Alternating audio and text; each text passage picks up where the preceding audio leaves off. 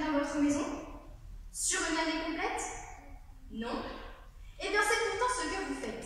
Ce que nous faisons tous, en laissant constamment nos appareils branchés, ou pire, en veille. La majorité de nos appareils continuent en effet à consommer de l'énergie, même lorsqu'ils sont éteints. Ce sont, chers jurys, chers publics, les consommations cachées.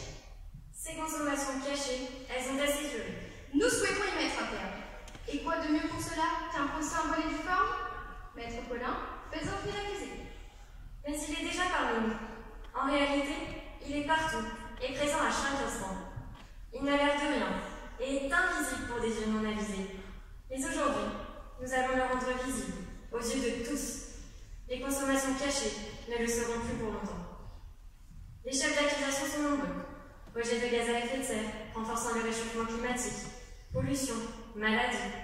Mais surtout, meurtre de pauvres petits bébés pandas. Ce n'est une surprise pour personne. Nous consommons au quotidien de l'énergie. Dans nos maisons, elle est principalement présente sous sa forme électrique. Téléphone, ordinateur, tablette, imprimante, box internet. Il paraît aujourd'hui vital de disposer d'un accès constant à l'électricité. Ce qui peut paraître étonnant en revanche, c'est que certains de nos appareils consomment autant, voire plus d'électricité lorsqu'ils sont en veille que lorsqu'ils sont en marche.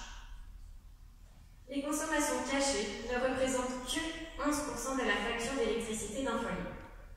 Mais la consommation électrique annuelle totale d'un foyer français est déjà de plus de 4000 kWh. Celle d'un foyer américain plus de 3 fois supérieure. Mais arrêtons de nous croire le centre du monde et changeons d'échelle géographique. À l'échelle européenne, c'est l'équivalent de la consommation électrique annuelle totale du Danemark. Vous paraît-elle toujours si innocente? Vous niez avoir tué des bébés pandas? Venons-en au cœur du problème. Il se résume en 3 mots. Extraction, transport, transformation. L'énergie est principalement produite à partir de 3 matières premières fossiles. Le pétrole, le charbon et le gaz naturel. Et les appareils en veille constituent une consommation superflue de cette énergie. Prenons l'exemple du pétrole, qui est le plus utilisé des 3. Pour l'extraire, on utilise des produits chimiques nocifs et extrêmement toxiques pour l'environnement ainsi que pour les individus et les animaux. Une fois l'extraction terminée, ces produits sont laissés dans des fosses et finiront par s'immiscer dans les sols et atteindre les nappes phréatiques. Les nappes phréatiques constituent 95% de nos réserves en eau potable, sachant que plus d'un tiers de la population mondiale n'a pas accès à cette ressource rare et précieuse. Il paraît scandaleux de penser qu'une partie de ces réserves soit gaspillée, soit transformée en grenadine toxique. Les gisements de pétrole étant principalement localisés en Russie, en Arabie Saoudite et aux États-Unis, leur transport est nécessaire pour les acheminer dans les différentes régions du monde. En effet, saviez-vous que près de 80% de la consommation énergétique mondiale provient des énergies fossiles? Cela implique donc la création d'un ensemble d'infrastructures lourdes, autoroutes, ports,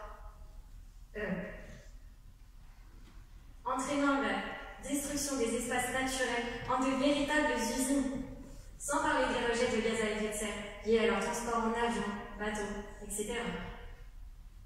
De plus, la transformation de ces énergies fossiles en énergie mécanique, voire même électrique, implique le rejet d'une part importante de cette énergie sous forme de chaleur dans l'environnement.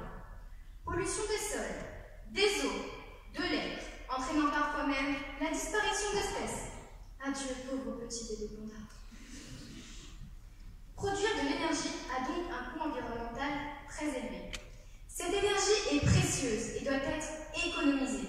Au lieu de cela, nous gaspillons, rien qu'en France, plus de 10 watts par heure pour alimenter des appareils inutilisés, soit l'équivalent de 2 centrales nucléaires tournant à plein régime sur un an.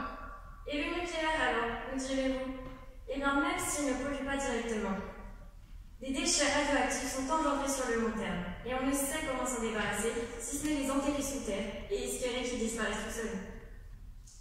De plus, il serait trop simple que ces ressources soient également réparties sur Terre, ce qui implique de nombreux conflits géopolitiques. Et bim, un nouveau chef d'accusation à ajouter à la liste. Bon, on a fait le tour du problème, non? Eh bien non, loin de là. Les énergies fossiles n'étant pas renouvelables et une échelle de temps humaine, on estime que les stocks de gaz et de pétrole seront épuisés d'ici une cinquantaine d'années, ceux de charbon d'ici une centaine. Au lieu d'investir dans les énergies propres, les énergies renouvelables, comme le font un certain nombre de pays, le Danemark ou l'Islande, la majorité des États, et notamment les plus pollueurs, les États-Unis, partent à la recherche de nouveaux gisements d'hydrocarbures. Les gaz de schiste, par exemple, dont l'extraction est extrêmement nocive et contribue à la perturbation des écosystèmes. Malgré cela, les gaz de schiste représentent 14% des réserves énergétiques américaines. Nous avons évoqué la question du réchauffement climatique. Mais à quoi est-il dû? Ce sont les gaz, dits à effet de serre, qui sont responsables de ce phénomène, que ce soit le CO2 ou le méthane, pour ne citer que les plus connus. Leur émission est renforcée par des activités humaines de plus en plus nombreuses, qui ne cessent de croître avec la technologisation du quotidien. Oui, ce mot existe bien. L'effet de serre est essentiel pour assurer une température propice à la vie sur Terre. Mais depuis la révolution industrielle, ce phénomène s'est fortement accru, ayant des conséquences dramatiques sur l'environnement. Concrètement, c'est une augmentation de la température moyenne à la surface de la Terre de plus de 1 degré depuis la période pré-industrielle. C'est l'augmentation de la fréquence des phénomènes climatiques tels que les cyclones, les pluies diluviennes ou les sécheresses. C'est la montée de plus de 20 cm des eaux en un siècle. C'est la fonte de plus de 30% de la surface de l'Arctique depuis 1980. C'est un dérèglement climatique amené à s'accroître, qui a déjà entraîné la disparition de milliers d'espèces incapables de s'adapter à ces changements brutaux. Dans chaque affaire, il s'agit de trouver un coupable. Et ce coupable, nous l'avons. Qu'est-ce qui est responsable de ces dérèglements climatiques? Les rejets de gaz à effet de serre, liés en grande partie à la combustion de matières fossiles. Pourquoi utilisons-nous des énergies fossiles? Pour produire de l'énergie et ainsi alimenter, entre autres, de nombreux appareils électriques. Qui laisse ces appareils en veille sans se douter qu'il est en train de participer à la destruction de tout un écosystème? Qui est responsable? Eh bien, c'est vous qui avez peut-être laissé la lumière allumée avant de partir. Ou bien c'est vous qui laissez votre box internet branchée. Nous sommes tous responsables. Vous l'aurez compris, le véritable problème vient de notre manière de consommer et de produire de l'énergie. Les appareils en veille ne sont que le reflet d'une surconsommation énergétique quotidienne. Mais à chaque problème, il s'agit de trouver des solutions. Et des solutions, il en existe. D'une part, nous pouvons modifier quelques-unes de nos habitudes.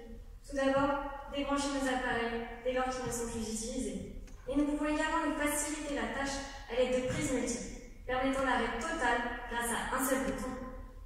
De plus, nous pouvons économiser un maximum en mettant tout simplement notre téléphone en mode économie d'énergie par exemple. Et il est également important de prendre conscience de notre manière de consommer et de voir à quel point nous pourrions économiser. De plus, utiliser des énergies renouvelables, des énergies propres, utiliser les potentialités de chaque territoire, comme en Islande où la géothermie naturelle du pays permet à près de 9 maisons sur 10 d'être chauffées. Imaginez, près de 70% des besoins énergétiques du pays sont assurés grâce à des barrages hydroélectriques. Une autre manière de produire est possible. Nous devons agir, maintenant, car il n'est pas trop tard. Il est encore temps de prendre de bonnes résolutions pour 2019. Car chaque petite action peut mener à de grands changements.